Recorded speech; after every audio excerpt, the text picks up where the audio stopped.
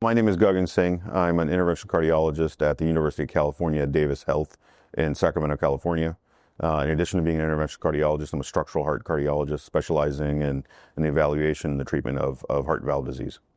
The patients with tricuspid regurgitation have long lived a burdensome disease, and we've referred to them as a forgotten valve, forgotten patients. A lot of these patients suffered from significant, deterioration in their quality of life. They had very progressive symptoms, and really we had no therapy to offer them prior to this. These patients would have end-stage right heart failure, and again, we just could not do anything for them. So the pivotal trial was a first time ever where the question came up is, in addition to what our standard of care was, which is really just diuretics, and there may be a little bit of heart failure therapy, but in addition to diuretics, if you can reduce tricuspid regurgitation in a fully optimized patients, can you change their outcomes? And this groundbreaking and landmark trial really, I think, paved the way to show that yes, it can. So a lot of these patients have improvement in their quality of life. That's what was shown in the 1-year data. And more contemporary, actually the 2-year data, which was presented earlier this year, now shows that actually in addition to quality of life improvement, there's actually a reduction in heart failure hospitalization as well.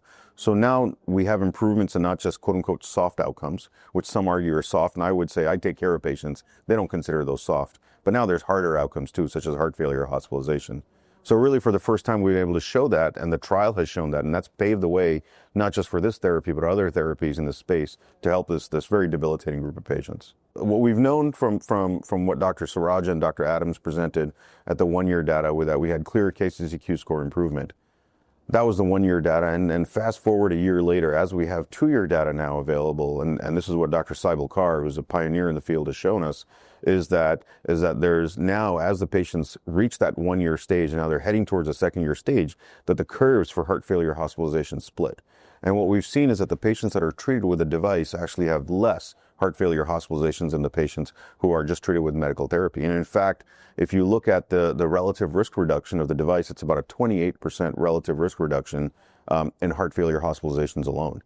What was also shown is that in patients treated with a device, they had stable quality of life metrics all the way out to 2 years. And in addition to that, the TR reduction was also stable all the way out to 2 years. So there isn't this catch-up phenomenon where TR comes back. So that was kind of what the groundbreaking presentation was earlier this year. But one of the questions that still remains is, what is the natural history of tricuspid regurgitation?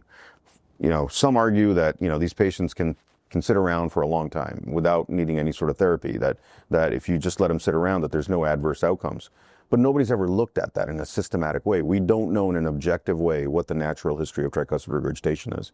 So the data that is presented here at EuroPCR this year will focus on these patients, on these control patients that went 1 year without any sort of device therapy, and what did they look like between time point 0 and time point 1? Who were the ones that got sicker? Who were the ones that stayed the same, and who got worse? And then which ones moved on to treatment, and how did that change their natural history? So that's actually never been looked at before in a systematic, adjudicated, in a clinical and an echo adjudicated manner, and that's what the presentation this year will show. What we've found is that it's very interesting if everybody wants the magic 8 ball, right? Which is, hey, can I see a patient at time point 0 and predict who's going to get worse and who's going to get better? And interestingly enough, what we found is that if you go from time point 0 to time point 1, about 80% of the patients who actually did cross over, 80% of them, the tricuspid regurgitation stays the same or gets even worse. And in addition to that, a lot more of them develop class 3, class 4 heart failure symptoms. And in addition to that, their tricuspid regurgitation worsens. So there's a lot more patients with torrential tricuspid regurgitation. Despite that increase within that first year, I would say fortunately, it doesn't preclude them from receiving TriClip therapy. Even despite that increase within that 1 year, their anatomy was still suitable enough for tricuspid regurgitation, and in fact, 92% of them were able to have TR reduced to moderate or less. And their KCCQ scores a year after that, after they crossed over and after they got treated, kind of got to the same level as patients who were treated in the device arm. So even though the natural history progresses very slowly, if you catch them at the right time, you can actually restore them to the same curves as the device arm. This is going to be the never-ending debate, right, of repair versus replacement in the tricuspid position, and there certainly is just a significant amount of clinical equipoise here. And the short answer is, I think without a randomized controlled trial comparing the two, I don't think we'll ever have an answer as to what is the best treatment. But just taking a step back and thinking about the patient, thinking about their anatomy, and then thinking about the device.